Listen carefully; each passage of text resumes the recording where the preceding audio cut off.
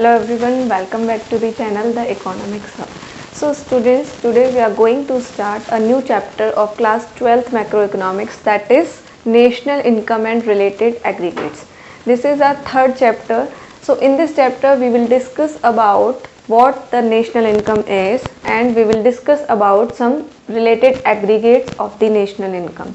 So first of all, what is national income, यानी क्या होता है हमारा नेशनल इनकम, सबसे पहले हम ये देखेंगे। उसके बाद हम जो भी इसके रिलेटेड एग्रीगेट्स होते हैं, जो भी चीज़ें इसमें यूज़ होने वाली हैं, उनको हम डिस्कस करेंगे। तो अगर हम नेशनल इनकम के मीनिंग को देखें तो नेशनल इनकम का मीनिंग क्या है? National income is the sum total of factor income earned by the normal residents of a country during the periods of an accounting year. It means कि national income क्या है?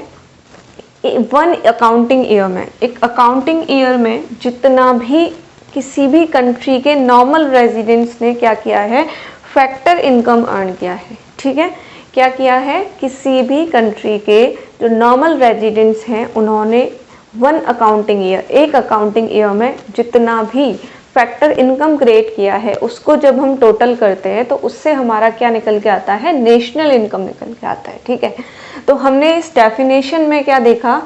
दो points थे जो काफ़ी इंपॉर्टेंट थे जिसको मैंने अंडरलाइन किया, that is factor income and normal residence. So now we will understand what is factor income and what is normal residence. तो हमने क्या बोला कि इस डेफिनेशन में क्या चीज़ें हमें इंपॉर्टेंट दिखी। फर्स्ट जो पॉइंट हमको इम्पॉर्टेंट दिखा दैट इज़ फैक्टर इनकम। तो हमें देखना पड़ेगा कि फैक्टर इनकम क्या होती है, एंड देन हमको सेकंड जो पॉइंट इसमें मिला ये है आपका नॉर्मल रेजिडेंट्स। तो हमको ये देखना पड़ेगा कि नॉर्मल रेजिडेंट्स कौन होते हैं। ठीक है, एक बार रिपीट करते हैं हम मीनिंग को। क्या है national income? National income sum total है किसका? जो भी फैक्टर इनकम हुई है किसी भी एक कंट्री में, कब हुई है?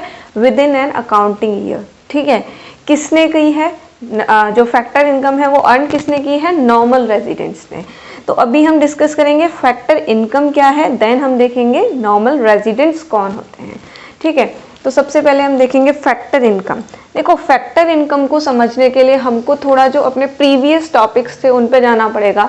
हमने फैक्टर्स ऑफ प्रोडक्शन की बात करी थी। ठीक है, जब हम सेकंड चैप्टर डिस्कस कर रहे थे तो हमने बोला था कि हमारे जो हाउस होल्ड्स होते हैं वो प्रोवाइड कराते हैं किसको? फर्म्स को factors of production. Factors of production, ठीक है, फैक्टर्स ऑफ प्रोडक्शन कौन से हैं? आई होप आपको याद आ गया होगा।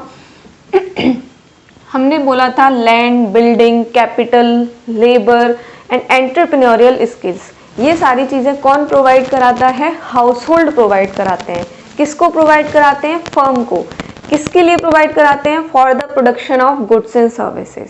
ठीक है, तो ये जो मैंने अभी बोला land, labour, capital, entrepreneurial skills, इनको हम क्या बोलते हैं? फैक्टर सर्विसेज बोलते हैं और फैक्टर ऑफ प्रोडक्शन बोलते हैं।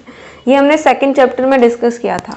तो अभी हमने एक और चीज़ देखी थी वहाँ पे कि जब भी कोई हाउस होल्ड किसी भी फर्म को फैक्टर सर्विसेज प्रोवाइड कराता है तो इन रिटर्न उसको क्या रिसीव होता है? मनी रिसीव होता है। क्या रिसीव होता है? मनी। ठीक है, जब हमने मनी फ्लो पढ़ा था, रियल फ्लो पढ़ा था, वहाँ पे भी हमने ये चीज़ देखी थी कि जब भी कोई हाउस होल्ड किसी भी हमारी फर्म को, किसी भी प्रोड्यूसर को फैक्टर सर्विसेज प्रोवाइड कराता है। What are factor services? Factor services में आपका लैंड आ गया, ठीक है, आपकी कैपिटल आ गई, आपके एंटरप्रेन्योरियल स्किल्स आ गए एंड आपका लेबर आ गया। ठीक है, तो ये सारी चीज़ें जब आप प्रोवाइड कराते हो किसी फर्म को तो ये क्या हो गया? Factor services. इसके बदले में फर्म आपको क्या प्रोवाइड कराती है? मनी। अब किसके बदले में मनी मिला आपको? फैक्टर सर्विसेज के बदले में। तो देखो सेम थिंग, फैक्टर वर्ड यहाँ पे भी यूज हो रहा है, वहाँ पे भी यूज हो रहा था, यानी फैक्टर सर्विसेज के रिटर्न में जो भी हमको मनी मिलता है उसको हम क्या बोलते हैं? Factor income. ओके, क्या बोलते हैं? Factor income. और फैक्टर इनकम को और क्या बोल सकते हैं हम?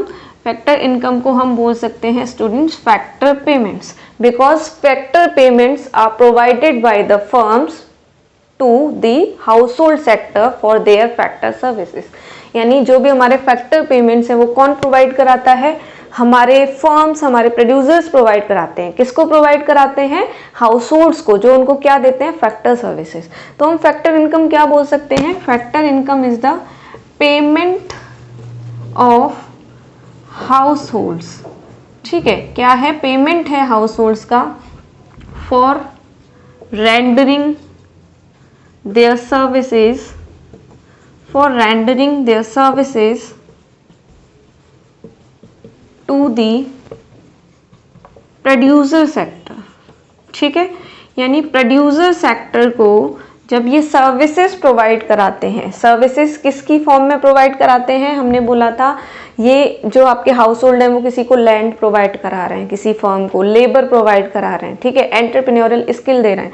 तो ये सारी चीज़ों के बदले में जो भी इनकम, जो भी मनी रिसीव हुआ, जो भी पेमेंट रिसीव हुआ, उसी को हम बोलते हैं फैक्टर इनकम। सिंपल है, फैक्टर सर्विसेज के बाद ही हमको पेमेंट मिलता है और उसी को हम बोलते हैं फैक्टर इनकम। ठीक है, अब फैक्टर इनकम जो है कई टाइप की होती है, यानी जब भी कोई हाउस होल्ड या नॉर्मल जब भी हम लोग इनकम अर्न करते हैं तो इनकम हम किस किस फॉर्म में अर्न करते हैं। मैं आपको कुछ फॉर्म्स, कुछ टाइप्स बताती हूँ इनकम के।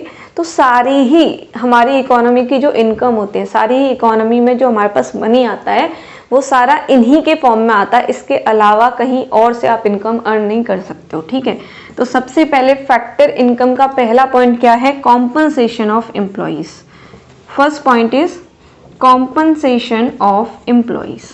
कॉम्पनसेशन ऑफ एम्प्लॉइज का मतलब क्या हो गया कि जब भी कोई एम्प्लॉय किसी एम्प्लॉयर के अंडर वर्क कर रहा है तो उसके बदले में जो भी उसको मनी रिसीव होगा या जो अदर फैसिलिटीज प्रोवाइड होंगी वो आपकी आ जाएंगी कॉम्पनसेशन ऑफ एम्प्लॉइज में। ठीक है, so there are many workers, there are many employees in the economy. हमारी इकोनॉमी में बहुत सारे एम्प्लॉइज होते हैं जो किसी एम्प्लॉयर के अंडर वर्क कर रहे हैं। ठीक है, आपके बहुत सारे फैमिली मेम्बर्स भी ऐसे हो सकते हैं जो कहीं पे एज अ एम्प्लॉय वर्क कर रहे हैं, किसी भी कंपनी में काम कर रहे हैं, किसी भी ऑफिस में काम कर रहे हो, तो वहाँ पे आप क्या है, किसी एम्प्लॉयर के अंडर वर्क कर रहे हो।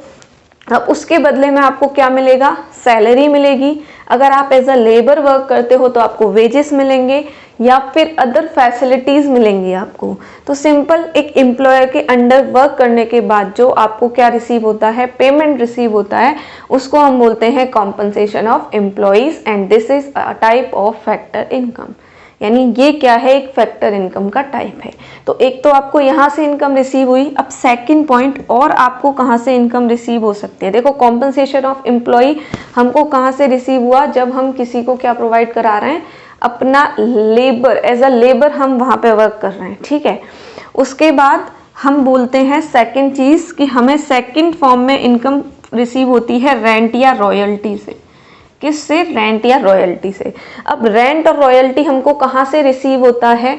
हमने बोला था कि जो हाउस होल्ड हैं वो लैंड प्रोवाइड कराते हैं फर्म्स को। ठीक है, बहुत सारी फर्म, बहुत सारे प्रोड्यूसर ऐसे हैं जिनके पास खुद का ओन लैंड नहीं होता, तो वो क्या करते हैं? किसी और से उसको लेते हैं, यानी रेंटल लैंड का वो यूज़ करते हैं। तो उस लैंड पे, यानी सिंपल है, आपके पास कोई ज़मीन है, कोई पार्ट ऑफ लैंड है, आप उसको किसी प्रोड्यूसर को दे रहे हो, वहाँ पे वो प्रोडक्शन एक्टिविटीज़ कर रहा है, तो उस लैंड के रिटर्न में वो आपको क्या देगा? सिंपल है, रेंट देगा या फिर रॉयल्टी देगा। तो ये भी आपकी क्या हो गई? एक इनकम, क्योंकि आपको उस लैंड के एक्सचेंज में, उस लैंड के बदले में क्या मिल रहा है? मनी रिसीव हो रहा है, पेमेंट मिल रहा है आपको। तो रेंट एंड रॉयल्टी ये भी एक क्या हो गया? सेकंड टाइप हो गया फैक्टर इनकम का। नाउ थर्ड इज प्रॉफिट, या फिर आप प्रॉफिट बाद में देखेंगे, हम सबसे पहले बात कर लेते हैं इंटरेस्ट की। यानी एक तरीका आपको क्या है इनकम रिसीव होने का? एक कहाँ से आपको इनकम रिसीव हो सकती है? इंटरेस्ट से हो सकती है। इंटरेस्ट किस पे मिलता है? कैपिटल पे मिलता है। किस पे मिलता है इंटरेस्ट? कैपिटल पे। यानी हमने, हाउस होल्ड्स ने अगर फर्म को, प्रोड्यूसर को किसी भी वे में कोई कैपिटल प्रोवाइड कराई है, तो उस कैपिटल के बदले में वो फर्म, वो प्रोड्यूसर हमको क्या प्रोवाइड कराएगा? इंटरेस्ट, लाइक शेयर्स पे, बॉन्ड्स पे, इन पे हमको इंटरेस्ट मिलता है। ठीक है, तो यहाँ से आपको इनकम रिसीव हो गई। उसके बाद आप क्या लिखोगे? फोर्थ पॉइंट आपका प्रॉफिट, यानी और इनकम आपको कहाँ से मिलती है? प्रॉफिट से मिलती है। प्रॉफिट का मीनिंग क्या हो गया? यानी जब भी कोई हाउस होल्ड किसी भी प्रोड्यूसर को अपने एंटरप्रेन्योरियल स्किल्स प्रोवाइड कराता है और उसके रिटर्न में जो भी उसको पेमेंट रिसीव होता है, मनी रिसीव होता है, तो उसको हम क्या बोलते हैं? प्रॉफिट। तो प्रॉफिट आपको कहाँ से रिसीव होता है? एंटरप्रेन्योरियल स्किल्स के एक्सचेंज में आपको रिसीव होता है। यानी जब भी आप कोई एंटरप्रेन्योरियल स्किल्स प्रोवाइड कराते हो, उसके बदले में जो भी आपको मनी रिसीव हो रहा है, दैट इज प्रॉफिट। ठीक है, तो यहाँ से आपको इनकम रिसीव हो गया। अभी एक और टाइप का इनकम होता है, दैट इज मिक्स्ड इनकम। क्या है? Mixed income. अब ये तो सिंपल है, मिक्स्ड इनकम का मीनिंग क्या हो गया कि इट्स नॉट इम्पॉर्टेंट कि किसी भी पर्सन को केवल एक ही टाइप का इनकम रिसीव हो, यानी आपको केवल रेंट मिल रहा है, आपको केवल सैलरी या वेजेस मिल रहे हैं। बहुत सारे ऐसे हाउस होल्ड्स होते हैं, बहुत सारे ऐसे लोग होते हैं हमारी इकोनॉमी में जिनको सैलरी भी मिल रही है, उनके पास कोई एक्स्ट्रा लैंड है, उनका खुद का घर है, फ्लैट है, उसको उन्होंने दे रखा है, तो वहाँ पर रेंट भी उनको मिल रहा है, उन्होंने कुछ शेयर्स परचेज किए हुए हैं तो उनको इंटरेस्ट भी मिल रहा है। यानी उनको एक से ज़्यादा तरीकों से, है ना, इनकम रिसीव हो रही है। तो यानी ये जो इनकम है उसको हम क्या बोलेंगे? मिक्स्ड इनकम बोलेंगे। तो मिक्स्ड इनकम कुछ सेपरेट कोई थिंग नहीं है, इसमें क्या है? ये सारा ही, यानी एक से ज़्यादा चीज़ों से जब आपको इनकम रिसीव होती है तो उसको हम बोलते हैं मिक्स्ड इनकम। तो यहाँ पे हमारा मेन कॉन्सेप्ट क्या क्लियर होता है कि हमने बोला था नेशनल इनकम में केवल हम कौन सी इनकम को कैलकुलेट करते हैं? फैक्टर इनकम को कैलकुलेट करते हैं। एंड फैक्टर इनकम क्या होती है? जो भी फैक्टर पेमेंट्स प्रोवाइड होते हैं, किसके बदले में? फैक्टर सर्विसेज के बदले में, उनको हम बोलते हैं फैक्टर इनकम। ठीक है, अब फैक्टर इनकम जो है वो कितने टाइप की होती है? Compensation of employees, rent, royalty, या फिर इंटरेस्ट, या फिर प्रॉफिट, या फिर आप इसको बोल सकते हो मिक्स्ड इनकम। ठीक है, अब सिंपल है, इस इनकम को किसी भी पर्सन ने अर्न किया, सभी ने यहाँ पे क्या किया? आपने एफर्ट्स डाले, यानी जब आपने एज अ लेबर वर्क किया तो आपको वेजेस मिले, आपने अपना शेयर परचेज किया कोई किसी कंपनी का तो आपको इंटरेस्ट मिला। यानी यहाँ पे जो भी आपको पेमेंट रिसीव हो रहा है फैक्टर इनकम की फॉर्म में, इसको आपने क्या किया? कुछ एफर्ट्स करके अर्न किया है। क्या किया है? एक बार याद रखो, क्या किया है? अर्न किया है। तो इसलिए हम फैक्टर इनकम को क्या बोलते हैं? फैक्टर इनकम को हम बोलते हैं अर्नड इनकम। क्या बोलते हैं? Earned income. ठीक है, अर्न इनकम क्यों बोला? क्योंकि हमने इसको अर्न किया है किस चीज के बाद?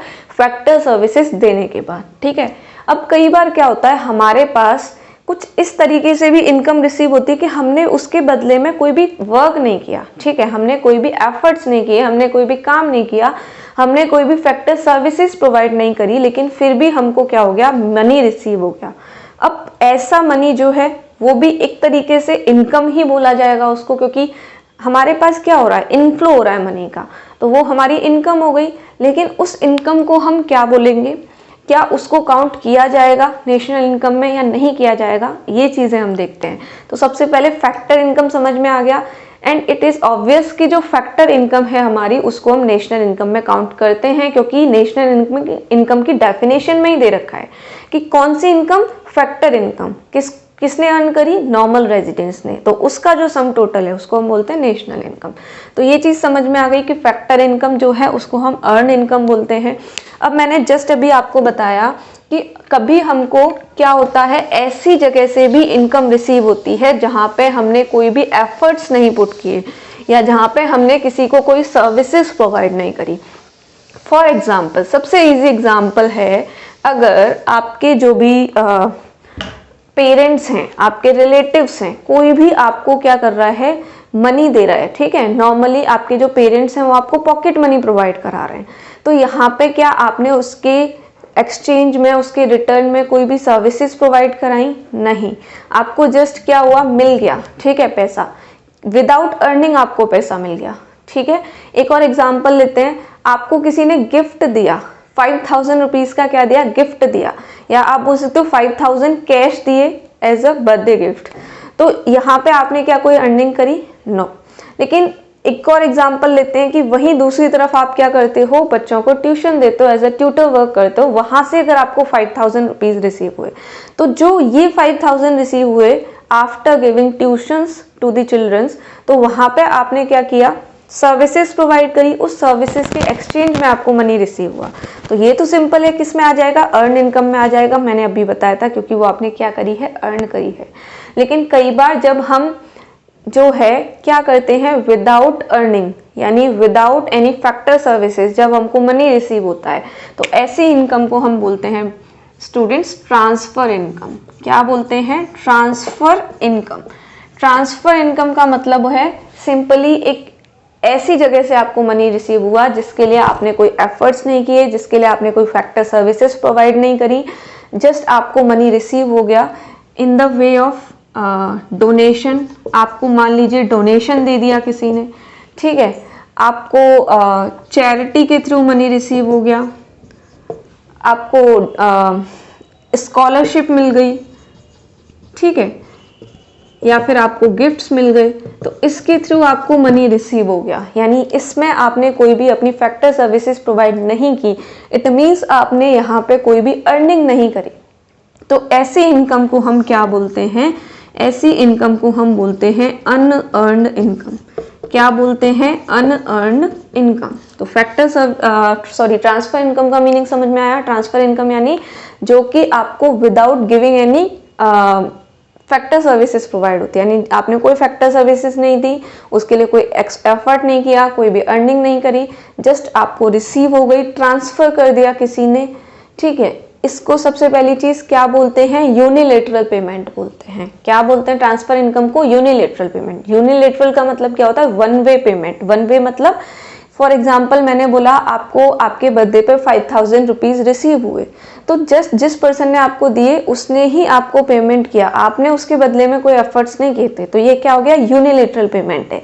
लेकिन जो हमारी जो फैक्टर इनकम होती है वो बायलेटरल पेमेंट। बायलेटरल मतलब हमने फर्म्स को क्या किया, अपनी सर्विसेज प्रोवाइड करी, उसके बदले में उन्होंने क्या किया, हमको प्रोवाइड किया पेमेंट। तो ये टू वे एक्सचेंज हो गया, तो ये बायलेटरल है। लेकिन जो ट्रांसफर इनकम होती है वो यूनिलेटरल पेमेंट होती है, और सिंपली इसको हम अनअर्न्ड इनकम बोलते हैं।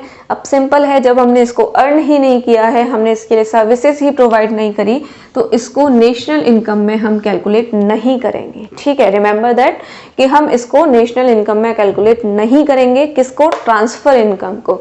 तो हम कौन सी इनकम को कैलकुलेट करेंगे, जो अभी जस्ट हमने डिस्कस करी थी, दैट वाज फैक्टर इनकम। तो अभी जो डेफिनेशन में 2 पॉइंट्स हमने बोले थे, factor income and normal residence, तो फैक्टर इनकम का मीनिंग आपको क्लियर हो गया। Now we will move forward to the normal residence. यानी नॉर्मल रेजिडेंस कौन होते हैं, ठीक है। तो next point is normal residence. देखो, नॉर्मल रेजिडेंस का कॉन्सेप्ट समझने के लिए भी आपको 2 कंडीशंस को याद रखना पड़ेगा। पहली कंडीशन है a person who is ordinarily residing in a country for more than 1 year. And the second point is whose economic interest lies with that particular country. And economic interest means या तो वो उस country में production कर रहा है, production के साथ साथ वो उस कंट्री में कंजप्शन भी कर रहा है और इन्वेस्टमेंट भी कर रहा है, ठीक है। तो उसको हम बोलते हैं क्या, इकोनॉमिक इंटरेस्ट। तो हमने क्या बोला, नॉर्मल रेजिडेंस, किसी भी पर्सन को, किसी भी इंडिविजुअल को आप नॉर्मल रेजिडेंस कब बोलोगे, उसको कैसे बोलोगे कि ये हमारे कंट्री का नॉर्मल रेजिडेंट है, जब वो इन दोनों कंडीशंस को क्या करता हो, फुलफिल करता हो। अब ये दोनों कंडीशंस क्या हैं, फर्स्ट कंडीशन में मैंने आपको बताया, normal resident is a person who is ordinarily residing in a country for more than 1 year. तो हमको एक चीज क्या समझ में आई कि अगर कोई भी पर्सन है, सपोज करिए mister A, mister B, anyone, अगर वो 1 ईयर से ज़्यादा हमारे कंट्री में रह रहे हैं, ठीक है, क्या कर रहे हैं, 1 साल से ज़्यादा कॉन्टिन्यूसली 1 साल से ज़्यादा हमारे कंट्री में रह रहे हैं, ठीक है, तो वो हमारे कंट्री में रह रहे हैं, तो वो हमारे कंट्री के हो गए नॉर्मल रेजिडेंट। अब केवल रहना इनफ नहीं है कि वो हमारे कंट्री में 1 साल से ज़्यादा रह रहे हैं तो वो नॉर्मल रेजिडेंट बन गए और उनकी इनकम को हम यहाँ कैलकुलेट कर लेंगे नेशनल इनकम में, नो। हमें सेकंड जो कंडीशन है उसको भी ध्यान में रखना पड़ेगा कि पहली चीज़ तो वो 1 साल से ज़्यादा मोर देन 1 ईयर हमारे कंट्री में रहते हैं। सेकंड पॉइंट इज उनका इकोनॉमिक इंटरेस्ट भी हमारे कंट्री में है। इकोनॉमिक इंटरेस्ट की बात आ गई, इट मीन्स इकोनॉमिक एक्टिविटीज, यानी वो अर्निंग कहाँ पे कर रहे हैं, इनकम जनरेशन कहाँ पे कर रहे हैं, हमारे ही कंट्री में कर रहे हैं। तो 2 पॉइंट हमने पढ़े कि जो पर्सन 1 ईयर से ज़्यादा टाइम के लिए हमारे कंट्री में रहता है, सेकेंड थिंग हमारे कंट्री में रह के वो इनकम जनरेट करता है, ठीक है, चाहे वो प्रोडक्शन से रिलेटेड हो, वहाँ पे जॉब कर रहा हो, कुछ भी, तो इनकम जनरेट कर रहा है, कंजप्शन कर रहा है, इन्वेस्टमेंट कर रहा है, यानी किसी भी तरीके से अपना इकोनॉमिक इंटरेस्ट शो कर रहा है इन दैट पर्टिकुलर कंट्री, तो उसको हम क्या बोलेंगे, उस पर्सन को जो इन दोनों कंडीशंस को फॉलो करता है उसको हम बोलेंगे नॉर्मल रेजिडेंट्स। और हम केवल इन नॉर्मल रेजिडेंट्स की इनकम को ही किस में कैलकुलेट करेंगे, अपने कंट्री की नेशनल इनकम में कैलकुलेट करेंगे, ठीक है। एक बार रिपीट करते हैं, नॉर्मल रेजिडेंट्स कौन होते हैं, 2 कंडीशंस हैं। एक पहली चीज क्या, कोई भी पर्सन 1 ईयर से ज्यादा के लिए हमारे कंट्री में रहता है। अब कई बार बहुत सारे लोग आते हैं हमारे कंट्री में, किसके लिए, एजुकेशन पर्पस के लिए, ट्रीटमेंट के लिए, टूरिज्म के लिए, यानी किसी को एजुकेशन यहाँ पे परस्यू करनी है, किसी को यहाँ पे टूरिस्ट प्लेसेस को विजिट करना है ना, किसी का यहाँ पे ट्रीटमेंट चल रहा है अपने कंट्री में, तो यहाँ पे वो रह रहा है पिछले 2 साल से, यानी एक कंडीशन फॉलो हो गई कि मोर देन 1 ईयर ही और she is residing in the country for more than 2 year. It means क्या वो नॉर्मल रेजिडेंस है, नो। क्यों, क्योंकि हमने बोला 2 कंडीशंस हैं, तो अभी हमको दूसरी कंडीशन भी तो देखनी है कि वो एजुकेशन पर्पस के लिए आया है, तो क्या वो हमारे कंट्री में इकोनॉमिक इंटरेस्ट कर रहा है, क्या वो हमारे कंट्री में इनकम जनरेट कर रहा है, नहीं। तो इसलिए हम इसको क्या नहीं मानेंगे, नॉर्मल रेजिडेंट नहीं मानेंगे, यानी दोनों कंडीशंस फॉलो होनी चाहिए किसके लिए, नॉर्मल रेजिडेंट बनने के लिए, ठीक है, ये चीज समझ में आ गई। अब हमने बोला कि हमारे कंट्री में रहता है और हमारे कंट्री में ही इनकम जनरेट करता है, तो इस चीज के लिए हमारे कंट्री में रहना, हमारे कंट्री में इनकम जनरेट करना, तो जब कंट्री की बात आती है तो यानी ये हमारे कंट्री की बाउंड्रीज के अंदर रहता है। किसके अंदर रह रहा है, हमारे कंट्रीज की बाउंड्रीज के अंदर। अब आप बोलोगे कंट्रीज की बाउंड्री मीन्स डोमेस्टिक टेरिटरी के अंदर रह रहा है, ठीक है। डोमेस्टिक टेरिटरी का मतलब क्या होता है, with in the boundaries of a country, ठीक है, यानी हमारा जो इंडिया है उसका जो मैप है उसमें आपको जो भी बाउंड्रीज शो होती हैं, इसकी बाउंड्री के अंदर जो भी एरिया होता है उसको हम बोलते हैं domestic territory of our country. But अगर हम इकोनॉमिक्स के टर्म्स में बात करें तो यहाँ पे कंट्री का मतलब या डोमेस्टिक टेरिटरी का मतलब थोड़ा चेंज हो जाता है, और इसीलिए हम उसको डोमेस्टिक टेरिटरी ना बोल के क्या बोलते हैं, इकोनॉमिक टेरिटरी। ये पॉइंट्स को आगे एक्सप्लेन किया जाएगा, लेकिन यहाँ पे इसका थोड़ा सा यूज होने वाला है, तो इसीलिए मैं थोड़ा सा एक्सप्लेन करती हूँ यहाँ पे। तो हम क्या बोलते हैं, इकोनॉमिक टेरिटरी बोलते हैं। जब भी हम विद इन अ कंट्री बोल रहे हैं तो विद इन अ कंट्री मतलब कौन सा पार्ट कंट्री का इकोनॉमिक टेरिटरी वाला पार्ट। अब इकोनॉमिक टेरिटरी का मतलब क्या होता है, इकोनॉमिक टेरिटरी वो एरिया होता है जहां पर किसी भी कंट्री के गुड्स एंड सर्विसेज, वहाँ की पर्सन्स, लेबर्स को हम क्या कर सकते हैं, फ्रीली मूव कर सकते हैं, ठीक है। फ्रीली मूव कर सकते हैं मीन्स कि वहाँ पर हमारे ही कंट्री का क्या चल रहा है, हमारे ही कंट्री के रूल्स एंड रेगुलेशंस को फॉलो किया जा रहा है। तो ऐसा एरिया, यानी सपोज करो इंडिया है, इंडिया के अंदर का जो एरिया है वहाँ पे तो हम फ्रीली मूव कर सकते हैं। ऑब्वियसली वहाँ पे जो भी रूल्स एंड रेगुलेशंस फॉलो होंगे about the trade, commerce, production etcetera, उनको कौन फॉलो कंट्रोल करेगा, हमारे कंट्री की जो गवर्नमेंट है वो कंट्रोल करेगी। अब कुछ ऐसे एरियाज भी हैं जो हमारे कंट्री में एग्जिस्ट नहीं करते, फॉर एग्जाम्पल पाकिस्तान में है, कनाडा में है, अमेरिका में है, लेकिन फिर भी वो हमारे कंट्री की इकोनॉमिक टेरिटरी में आते हैं। तो ऐसे कौन से प्लेसेस हैं, तो हमारे कंट्री के ऐसे प्लेसेस हैं हमारी एम्बेसीज। एम्बेसीज जो हैं वो मान लीजिए आपकी कोई इंडियन एम्बेसी है एम्बेसी का मतलब वही जो सर्विसेज प्रोवाइड कराता है, सर्विसेज से रिलेटेड पॉइंट्स को कंट्रोल करता है, उसको बोलते हैं एम्बेसी। तो मान लीजिए आपकी इंडियन एम्बेसी, और हर एक कंट्री की अपनी अपनी एम्बेसीज होती हैं अदर कंट्रीज में। तो इंडिया की एक एम्बेसी आपकी पाकिस्तान में है, इंडिया की एक एम्बेसी आपकी कहाँ पे है, अमेरिका में है। तो जहाँ पे भी आपकी एम्बेसी है इंडिया की, फॉर एग्जाम्पल ये इंडिया है, ठीक है, एक यहाँ पे आपका फॉर एग्जाम्पल ये पाकिस्तान है। अब इस पाकिस्तान में इस पार्ट पे कौन सी एम्बेसी है, इंडियन एम्बेसी है, ठीक है। अब हमारी एम्बेसी पाकिस्तान में है, इट मीन्स इसकी भी हमारे यहाँ होगी। इस पार्ट पे मान लीजिए इंडिया के कौन सी एम्बेसी है, Pakistan embassy. It means India के इस पार्ट पे जहाँ पाकिस्तान एम्बेसी है, किसका कंट्रोल होगा, पाकिस्तान गवर्नमेंट का। वहाँ पे जो भी रूल्स एंड रेगुलेशंस फॉलो किए जाएंगे वो इस गवर्नमेंट के किए जाएंगे। अगर इंडिया की एम्बेसी यहाँ पे है तो इस एरिया में किसके रूल्स एंड रेगुलेशन होंगे, इंडिया के। यानी ये हमारे कंट्री की ही क्या है, इकोनॉमिक टेरिटरी है।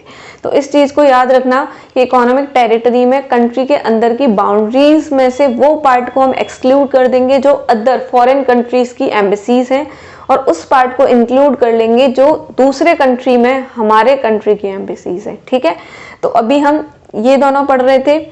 नॉर्मल रेजिडेंट्स कौन हो गए, जो 1 साल से ज़्यादा टाइम के लिए रह रहे हैं, मोर देन 1 ईयर, ठीक है, और उनका इकोनॉमिक इंटरेस्ट हमारी कंट्री में है, यानी यहाँ पे वो इनकम जनरेट कर रहे हैं। तो इस तरीके से इन लोगों की जो इनकम जनरेट होगी उसको हम काउंट करेंगे नेशनल इनकम में। फैक्टर इनकम को काउंट करेंगे, ठीक है। किसकी फैक्टर इनकम को, नॉर्मल रेजिडेंट्स की, क्योंकि नॉर्मल रेजिडेंट्स के अलावा भी कौन होते हैं, नॉन रेजिडेंट्स ऑफ इंडिया भी होते हैं हमारे कंट्री में। नॉन रेजिडेंट्स ऑफ इंडिया का मतलब है एनआरआई, एनआरआईज। तो उन एनआरआईज की इनकम को हम क्या नहीं करते, कैलकुलेट नहीं करते हैं अपने कंट्री की नेशनल इनकम में। तो दोनों में क्या डिफरेंस होता है, ये चीज को भी हम डिस्कस करेंगे। उससे पहले हम एक चीज देख लेते हैं। हम यहाँ पे दो चीजें एक चीज बोल रहे हैं रेजिडेंट। तो आपने एक तो वर्ड सुना होगा रेजिडेंट, और दूसरा आपने सुना होगा सिटीजनशिप। क्या सुना होगा, सिटीजनशिप। तो सिटीजनशिप और रेजिडेंट दोनों जो आपके वर्ड्स हैं उनमें डिफरेंस होता है। रेजिडेंशियल स्टेटस अलग होता है, सिटीजनशिप अलग होता है।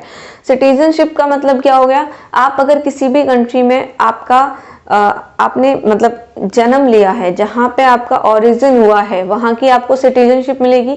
या फिर आप किसी कंट्री में अप्लाई करते हो सिटीजनशिप के लिए, एंड वहाँ के जो भी रूल्स एंड रेगुलेशन है उनको फॉलो करने के बाद, एंड वो जो गवर्नमेंट है वो आपको आपकी जो एप्लीकेशन है उसको क्या करती है, एक्सेप्ट करती है, देन आप वहाँ के सिटीजनशिप बन गए। तो citizenship is a different thing और residential status is a different thing. Residential status कहाँ यूज होता है, इकोनॉमिक्स में नेशनल इनकम काउंट करने के लिए ज्यादा यूज होता है। सिटीजनशिप एक अलग कॉन्सेप्ट हो गया, ठीक है। तो अभी हम बात करेंगे NRIs, non residents of India कौन है, और आपके नॉर्मल रेजिडेंट्स कौन है, with the help of a table which is given in your book. Okay.